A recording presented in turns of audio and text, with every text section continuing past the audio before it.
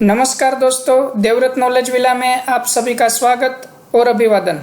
आप देख रहे हैं Python programming level 1 for beginners की हिंदी वीडियो सीरीज और आज मैं आपको सिखाने वाला हूँ comparison in if statements.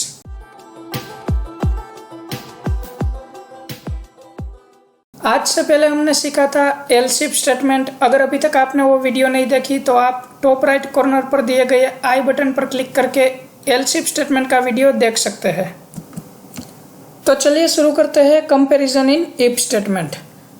Compare करने के लिए पहले एक फंक्शन डिफाइन कर लेते हैं, मैक्स अंडरस्कोर नंबर। आर्ग्यूमेंट लेते हैं ए, बी और सी।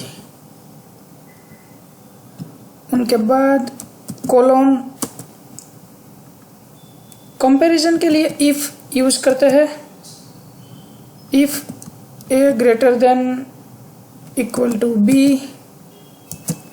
And A greater than equal to सी।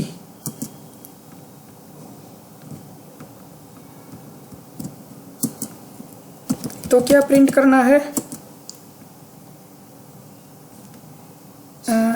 यहाँ पर रिटर्न स्टेटमेंट लिख लेते हैं। रिटर्न स्टेटमेंट हमने सीख लिया है पिछली वीडियो में।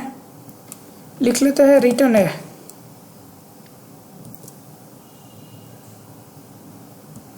उनके बाद एलिफ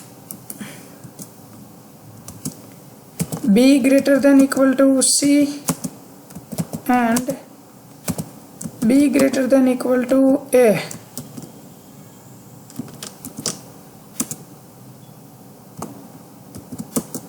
उनके लिए रिटर्न करेंगे बी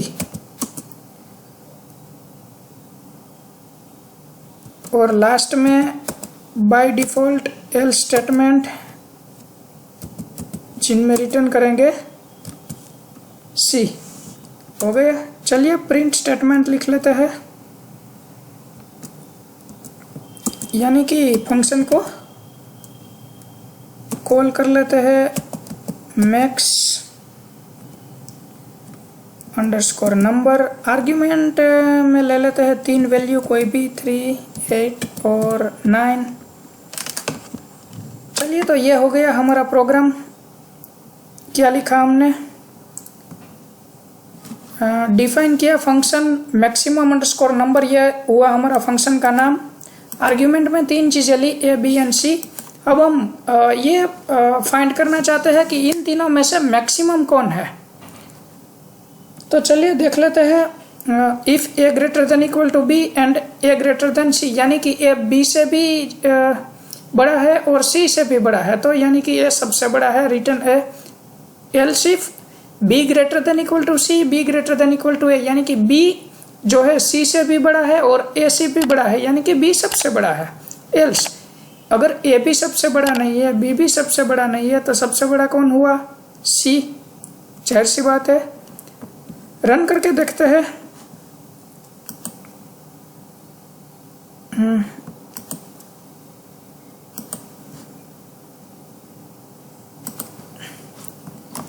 चलिए, यहाँ पर क्या आउटपुट मिला?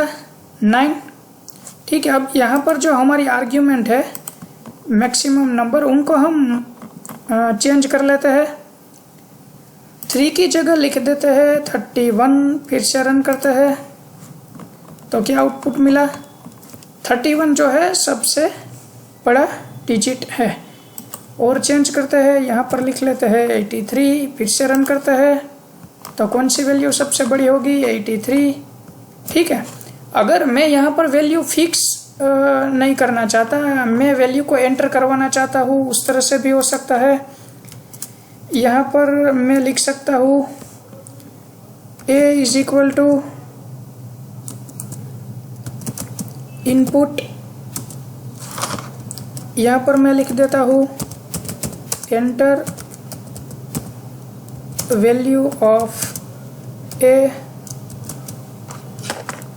उसी तरह इनको कॉपी कर लेते हैं बी और सी के लिए।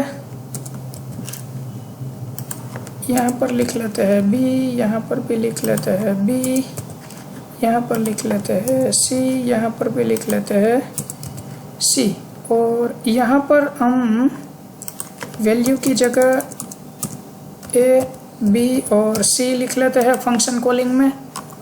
चलिए रन करके देखते हैं क्या मिलता है। ये लीजिए, यहाँ पर हमसे A की वैल्यू पूछी गई, एंटर करते हैं 3, B की वैल्यू पूछी गई, एंटर करते हैं 8 और C की वैल्यू पूछी गई, एंटर करते हैं 9। तो जैसे ही यहाँ से एंटर प्रेस करेंगे तो हमें आउटपुट में वैल्यू मिलेगी 9। ठीक है, यानी कि 9 जो है सबसे बड़ी वैल्यू है। एक बार फिर किसी और वैल्यू के लिए देख लेते हैं। A की वैल्यू एंटर करते हैं 31, B की वैल्यू एंटर करते हैं 89 और C की वैल्यू एंटर करते हैं 44। तो ये मिल गई हमारी सबसे बड़ी वैल्यू 89। ठीक है, तो इस तरह से हम इफ स्टेटमेंट का यूज़ करके एक दूसरे से कंपैरिजन कर सकते हैं।